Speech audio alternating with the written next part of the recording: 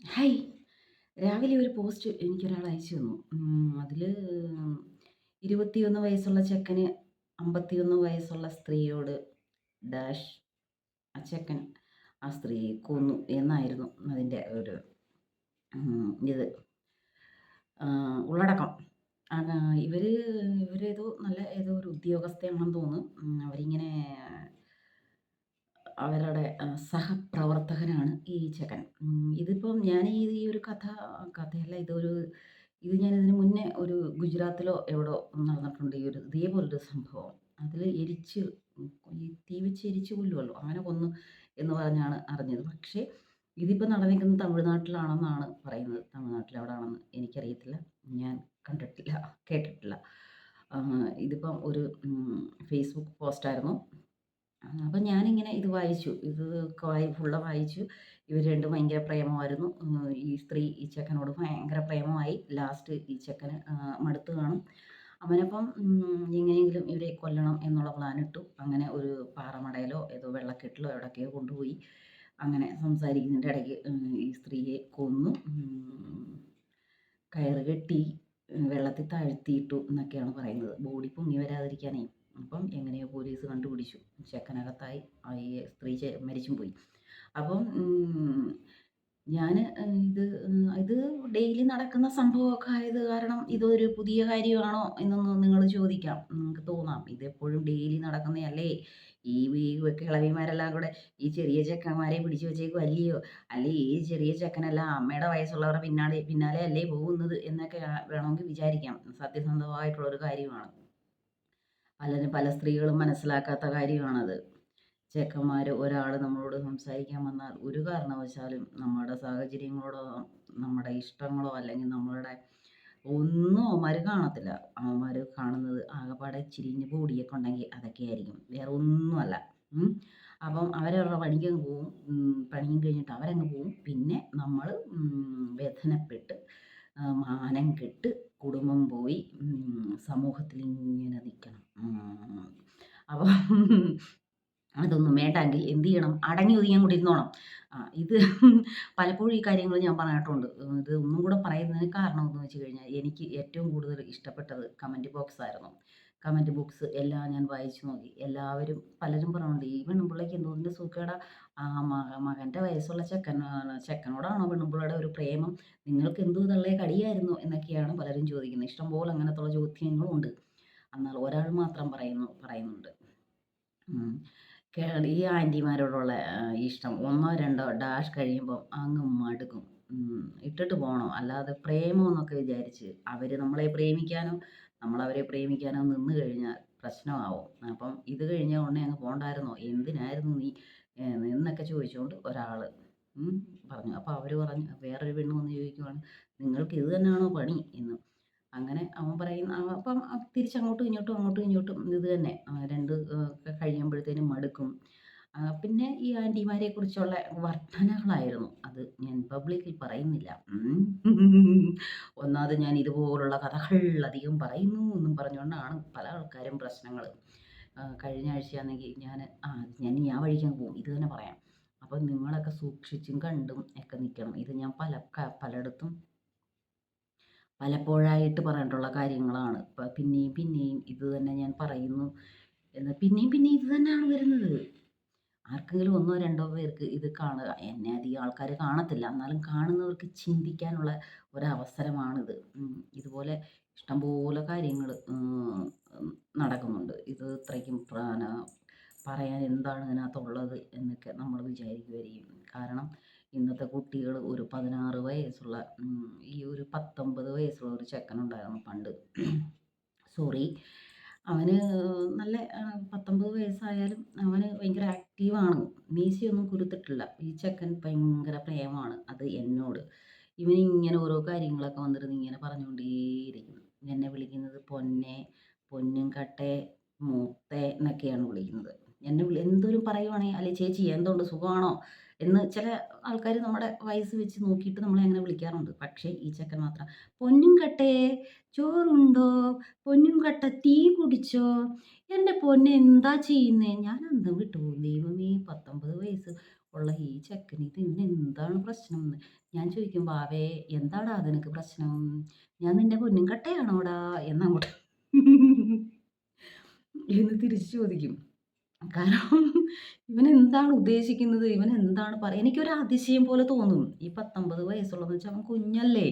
അപ്പൊ അവനെന്തായിരിക്കും ഉദ്ദേശിക്കുന്നത്? എനിക്കറിയാനുള്ള ആകാംക്ഷയാണ്. എന്തായിരിക്കും ഇവൻ പറയുന്നത്? നമുക്ക് വേണമെങ്കിൽ ഇവനോട് മിണ്ടാം. "എന്തിനാടാ ഇങ്ങനെയൊക്കെ നീ എന്നോട് വിളിക്കുന്നതെന്ന്" പറഞ്ഞിട്ട് നമുക്ക് അങ്ങ് മിണ്ടാം. പക്ഷേ ഇവനിത് മാത്രമേ പറയത്തുള്ളൂ കേട്ടോ. ഒരുപാട് വർഷമായിട്ട് ഇവനോട് ഇപ്പഴും മിണ്ടാറുണ്ട്. ഇപ്പഴും അവനോട് സംസാരിക്കാറുണ്ട് ഞാൻ. ഇവനിത് തന്നെയാണ് പറയുന്നത്. "എന്തിനാടാ നീ എന്നെ ഇങ്ങനെയൊക്കെ വിളിക്കുന്നത്?" എനിക്കിങ്ങനെ വിളിക്കാനാ ഇഷ്ടം. ഇടയ്ക്കിടയ്ക്ക് "ഏച്ചി, ഏച്ചി" എന്ന് വിളിക്കും. നല്ല ഒരു ചെക്കനാണ്. വീട്ടിലെ കുടുംബത്തിന്റെ കാര്യങ്ങളൊക്കെ നോക്കി മുന്നോട്ട് പോണ്ടവനാണവൻ. അപ്പം നിങ്ങൾക്ക് ഞാൻ പറയുന്നത് മനസ്സിലാവുന്നുണ്ടോ? നമ്മള് കുറച്ചിറങ്ങിപ്പോയാ. കാരണം അവന്റെ പൊന്നും കട്ടയും, അവന്റെ മുത്തും, അവന്റെ തങ്കവും, വെള്ളിയൊക്കെ നമ്മള് വാങ്ങീന്ന് വെച്ചു. വാങ്ങീന്ന് വെച്ച് കഴിഞ്ഞാൽ അങ്ങനെ വിളിക്കുമ്പം തിരിച്ച് അതിനനുസരിച്ചുള്ള മറുപടി അവന് കൊടുത്താൽ അവൻ അതിൽ കൂടുതൽ നമുക്ക് ഇങ്ങോട്ട് പറയും. പിന്നെ നമ്മൾ അതിന്റെ കൂടുതൽ അങ്ങോട്ട് പറയേണ്ടി വരും. അപ്പം നമ്മള് അവനെന്താണ് ഉദ്ദേശിക്കുന്നത് അവനെ പിണക്കുകയും ചെയ്യരുത്. നമുക്ക് മിണ്ടാതിരിക്കാം. പക്ഷെ അവനെ പിണക്കരുത്. അവൻ എന്താണ് ഉദ്ദേശിക്കുന്നത് നമുക്കത് മനസ്സിലാക്കാൻ പറ്റും. അതിൽ കൂടി വേറെയും പല ആൾക്കാരെയും നമുക്ക് മനസ്സിലാക്കാൻ പറ്റും. നമുക്ക് എന്താ പറയുന്നേ, ഒരു ഇങ്ങനത്തുള്ള അവസരങ്ങള് പലതും പഠിക്കാനുള്ളതാണ്. അത് നശിപ്പിക്കരുത് പെട്ടെന്ന്. പക്ഷേ പച്ചത്തെറിയൊക്കെ പറഞ്ഞു വരുന്ന ആൾക്കാരെ ഞാൻ അപ്പോഴേ സ്റ്റോപ്പ് ഇടാറുണ്ട്. പക്ഷേ ഇവൻ വളരെ ചെറിയ ഒരു ചെക്കനായതുകൊണ്ട് ഇവന്റെ ആ ഒരു ഇവൻ എന്താണ് ഉദ്ദേശിക്കുന്നത് പക്ഷെ ഒരു വൃത്തികേടുകളും ഇന്ന് വരെയും അവൻ പറഞ്ഞിട്ടില്ല. ചിലപ്പം എവിടെയെങ്കിലും ഇരുന്ന് അവൻ ഇത് കാണുന്നുണ്ടായിരിക്കും. കാരണം അവർക്ക് ആ ഒരു ടൈം ആവുമ്പം പെണ്ണുങ്ങളെ അങ്ങനെയാണ് മയക്കുന്നത്. പെണ്ണുങ്ങളെ പൊന്നും കട്ടയെന്നും വെള്ളിയെന്നും തങ്കമെന്നും ഒക്കെ വിളിച്ച് ഓരോന്ന് പറഞ്ഞ് സംസാരിച്ച്. കാരണം ഇപ്പം ഞാൻ അവൻ്റെ അമ്മയാവാനുള്ള ഏജ് ചിലപ്പം എനിക്കുണ്ടായിരിക്കും. എന്നാലും ആ ചെക്കൻ നമ്മളെ പഠിപ്പിക്കുവാണ്. പറയാതെ പഠിപ്പിക്കുകയാണ്. നീ എനിക്ക് 16 വയസ്സുള്ള, അല്ലെങ്കിൽ 18 വയസ്സുള്ള, അല്ലെങ്കിൽ 19 വയസ്സുള്ള എൻ്റെ ഏജിന് ഒപ്പത്തിന് നിൽക്കുന്ന ഒരു പെണ്ണാണ്. നിന്നോട് എനിക്ക് ഇഷ്ടമുണ്ട്. ഭയങ്കര ഇഷ്ടമുണ്ട് എന്ന് അവൻ പറയാതെ ചെറിയ ചെറിയ വാക്കുകൾ എടാന്നും മുത്തേന്നും ഒക്കെ വിളിച്ച് പൊന്നങ്കട്ടേന്നൊക്കെ വിളിച്ച് നമ്മളെ അപ്പം നമുക്ക് തോന്നും അവൻ്റെ ഒപ്പത്തിനാണ് നമ്മൾ നിൽക്കുന്നത്. അവൻ ആ കണ്ണുകൊണ്ട് നമ്മളെ കാണുന്നുണ്ട്. അങ്ങനെ അവിടാണ് ചെറിയ സംസാരങ്ങൾ, ഇഷ്ടങ്ങൾ, പ്രേമങ്ങൾ, സെക്സുകൾ, ലൈഫ് അടിച്ചു പോകുന്നത്. അങ്ങനെ പലതും നടക്കുന്നത്. അപ്പം ഈ ഓരോരുത്തർക്കും ഓരോ വയസ്സുണ്ട്. ആ വയസ്സിൽ ഇപ്പം 3 വയസ്സുള്ള ഒരു കുഞ്ഞ് കാണിക്കുന്ന കാര്യം 13 വയസ്സുകാരൻ ചെയ്യാൻ പറ്റത്തില്ല. അപ്പം ആ വയസ്സുള്ള 19 വയസ്സുകാരൻ അവൻ ചെയ്യേണ്ട കാര്യങ്ങളാണത്. അവനതില്ലെങ്കിൽ പിന്നെ എന്താണ്? അപ്പം അവൻ ചെയ്യേണ്ട കാര്യങ്ങൾ അവൻ ആരോട് ചെയ്യുന്നു, എന്തിനോട് ചെയ്യുന്നത് അത് അവനാണ് തീരുമാനിക്കുന്നത്. അതേപോലെ ഓപ്പോസിറ്റ് നിൽക്കുന്ന ആള് അവൻ ചെയ്യുന്നത് നമുക്ക് ഇഷ്ടമാണോ അല്ലെങ്കിൽ ഇഷ്ടമല്ലയോ എന്ന് നമ്മളാണ് തീരുമാനിക്കേണ്ടത്. അപ്പം ഞാൻ പറഞ്ഞു വരുന്നത് നിങ്ങൾക്ക് മനസ്സിലായോ? ഒരു ഗ്രൂപ്പ് ഇങ്ങനെ ഗ്രൂപ്പല്ല, ഒന്നല്ല ഒരുപാട് ആൾക്കാർ. കാരണം പണ്ടത്തെ ഒരു കാലഘട്ടമൊക്കെ എടുത്ത് നോക്കിക്കഴിഞ്ഞാൽ 19 വയസ്സൊക്കെ ആണെങ്കിൽ വളരെ ചെറിയ വയസ്സായിരുന്നു. അവർക്ക് ഒരു കാര്യങ്ങളും അറിയത്തില്ല. 19 വയസ്സ് 10, 25 വയസ്സായാലും ചിലപ്പം പലതും അറിയാത്ത കുട്ടികളായിരുന്നു ഉണ്ടായിരുന്നത്. അപ്പം അവരൊക്കെ കളിച്ച് അങ്ങനെ നടക്കും. ഇന്ന് അങ്ങനല്ല. ഇന്നത്തെ കാലത്ത് എന്താ പറയുന്നത് 10 വയസ്സാവണ്ട. ഞാൻ കഴിഞ്ഞ ആഴ്ച തന്നെ ഒരു കുട്ടിയുടെ കാര്യം പറഞ്ഞില്ലേ. ഒരുപാട് ആൾക്കാരോട് 11 വയസ്സുള്ള കുട്ടിയുടെ കാര്യം ഒരുപാട് ആണുങ്ങളോട് ആ കുട്ടി കണക്ഷനുണ്ട്. ആ കുട്ടി സംസാരിക്കുന്ന സംസാരമൊക്കെ സെക്സിനെ കുറിച്ചൊക്കെ ഇങ്ങനെ വികാരമായിട്ട് ഭയങ്കരമായിട്ട് അത് ഞാൻ കേട്ട്. അപ്പോൾ അതിൻ്റെ ആ സൗണ്ടൊക്കെ നമുക്ക് സങ്കല്പിക്കാൻ പോലും പറ്റത്തില്ല. കാരണം അത്രയ്ക്കും അത് ആ ഒരു ഇതിലേക്ക് പോയി മൈൻഡ്. അത് എന്താന്ന് വെച്ചാൽ ഇന്നത്തെ ഈ ഒരു കാലം അങ്ങനെ ആയിപ്പോയി. കാരണം അവർക്ക് നമ്മളൊന്നും ഒരിക്കലും കണ്ടിട്ടില്ലാത്ത നമ്മൾ ആകപ്പാടെ കണ്ടിട്ടുള്ളതെന്ന് വെച്ചാൽ ദേവരാഗത്തിൻ്റെ പാട്ടായിരിക്കും. എനിക്ക് ഏറ്റവും കൂടുതൽ വൃത്തികേടായിട്ട് തോന്നിയത് ദേവരാഗത്തിൻ്റെ പാട്ടാണ്. ഓർമ്മയുണ്ടോന്ന് അറിയത്തില്ല നിങ്ങൾക്കെല്ലാം. ദേവരാഗത്തിനകത്ത് ഈ അവളുടെ തൊണ്ടയടഞ്ഞു. ഈ അരവിന്ദസ്വാമി കൈ ഇങ്ങനെ മുതുകിലൂടെ വയറിലൂടെ ഇങ്ങനെ വിരലോടിക്കുന്ന ഭാഗമുണ്ടല്ലോ. അതെല്ലാം കാണുമ്പോൾ നമുക്ക് ഭയങ്കര നാണക്കേടാ. ആരെങ്കിലും അടുത്തുണ്ടോ? ഒത്തിരി ആൾക്കാരുണ്ടായിരിക്കും. നമ്മുടെ ഏജിലുള്ള ചെക്കന്മാരും പെൺകുട്ടികളും അവിടെ ആ ടി വി ഉള്ള ഞങ്ങളുടെ വീട്ടിൽ ടി വിയിൽ അടുത്ത വീട്ടിൽ പോയി കാണുന്നത്. അപ്പോൾ അവിടുത്തെ മാമന്മാരും പിന്നെ അണ്ണന്മാരും എല്ലാവരും ഉണ്ടാവും.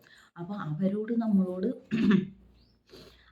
സോറി എനിക്ക് തൊണ്ട അടയുന്നു കേട്ടോ അതുകൊണ്ടാ. അപ്പം നമുക്കൊരു നാണക്കേടായിരുന്നു അത് കാണാനായിട്ട്. ഇന്ന് നമ്മൾ ടിവിയിൽ ഭയങ്കരമായിട്ട് ഈ അടുത്ത കാലത്തായിട്ട് ഇരുട്ടറയിൽ മുരുട്ട് കുത്തെന്ന് പറഞ്ഞിട്ടൊരു ടിവിയിൽ വന്നു. അത് പണ്ടേ ഭയങ്കര പ്രശ്നമായ പടമായിരുന്നു. ടി അങ്ങനാണോ? ഇരുട്ടടയിൽ മുരുട്ട് കുത്തുക അങ്ങനെ തോന്നുന്നു. ഞാനും എൻ്റെ ഇളയ കുട്ടി എൻ്റെ ഹസ്ബൻഡും കൂടി ഇരുന്ന് കണ്ട് നാണം കെട്ടുപോയി. അവൻ പലതും എന്നോട് നിങ്ങൾ പല കാര്യങ്ങളും ചോദിക്കുമ്പോൾ നമുക്ക് ചിലതൊക്കെ അവനെ മനസ്സിലായ പോലെ തോന്നുന്നുണ്ട്. പിന്നെ ചോദ്യങ്ങളൊന്നും അവൻ ചോദിച്ചില്ല. ഭയങ്കര നാണക്കേടായിരുന്നു. പകുതിയായപ്പോഴേ വിട്ടിട്ട് പോയി. പ്രേതം ഇങ്ങനെ വരും. പ്രേതം വന്നിട്ട് ഒരു ഡയലോഗ് പറയും. ആ ഡയലോഗിന് അന്തം വിട്ട് പോയി. ഞങ്ങൾ രണ്ടുപേരും ബാക്കിലിരിക്കുക. ഇവൻ ഫ്രണ്ടിലൊരു ചെയറിൽ ഇങ്ങനെ മേലോട്ട് തലയും വെച്ചിരിക്കുക. ഈ ഒരു ഡയലോഗ് അവൻ തിരിഞ്ഞ് ഞങ്ങളെ രണ്ടുപേരും ഇങ്ങനൊരു നോട്ടം. അയ്യോ! ഒരുപാട് ടൈമായി പോയി. എന്ത് പറയാൻ വന്നതാ ഞാന്? സോറി. എൻ്റെ കഥ എവിടെയോ പോയി. ഞാൻ ബാലൻസ് പിന്നിടാം.